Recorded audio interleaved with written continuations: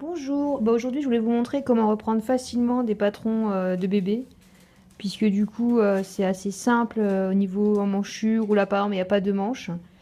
Donc pour une gigoteuse, moi j'ai refait déjà le dos, donc j'ai ouvert les boutons à pression. Donc je vais vous montrer comme ceci. Voilà, que j'ai posé donc,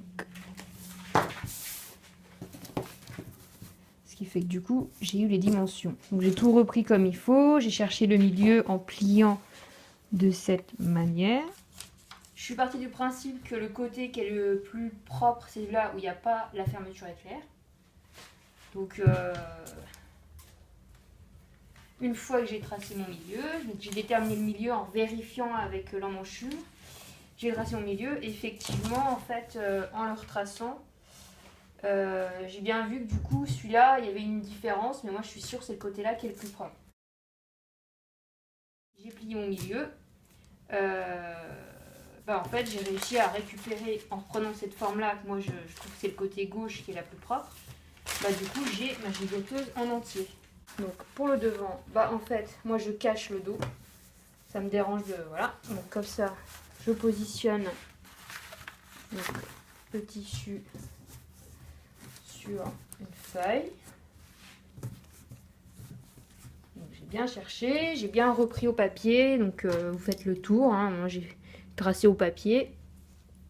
Donc je fais tout le tour. Encore une fois, j'ai plié pour chercher le centre, qui est ici, donc le milieu, le droit fil. Et là, on va déterminer, moi je pars du principe que ce sera ce côté-là qui est plus propre, puisque pareil, il n'y a pas de fermeture éclair. Voilà, donc je vais vous montrer. Là, on voit qu'on a le milieu. Et maintenant, je vais faire en sorte, je vais vous montrer comment ça se passe une fois que c'est tracé.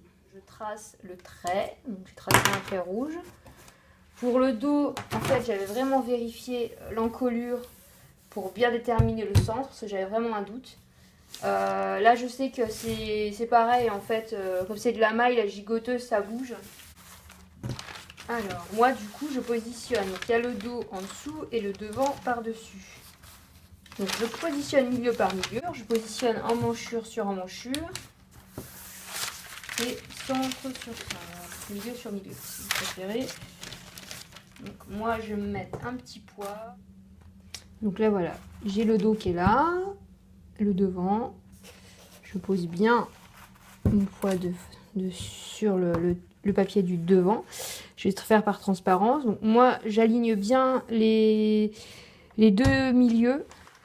Le but étant qu'en fait, alors mieux, je veux que tous les côtés, je veux que le côté soit l'identique du dos. Je veux que ça soit identique. Donc là, c'est pas bien dur. Une fois que j'ai bien calé mes milieux, je reprends par transparence et je reprends ma forme. J'ai bien vérifié qu'en bas, toute la ligne, en fait, il faut qu'elle se... toute la ligne du DL, donc du milieu devant et dos, elles doivent s'aligner. Et je me rends compte qu'effectivement, forcément, vu qu'on travaille sur du tissu, ça bouge. Donc moi, je veux vraiment que quand je vais coudre, ce soit nickel.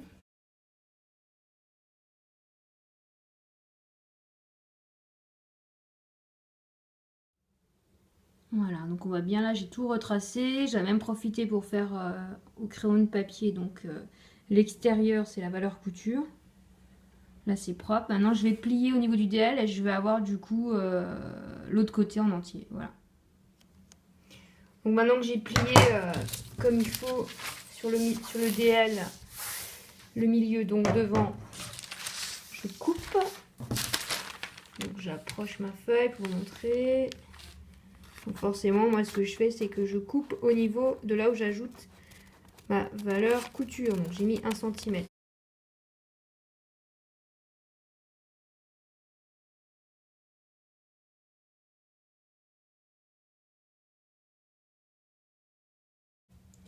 Voilà, donc là du coup, j'ai tout coupé. Vous n'êtes pas obligé du coup, vous pouvez juste l'avoir que d'un côté, mais moi j'ai besoin des deux, ça me permet de vérifier. Et si je veux faire quelque chose d'asymétrique, et au moins il faut que j'ai le devant et le dos en entier. Donc là, une fois ouvert, j'ai tout.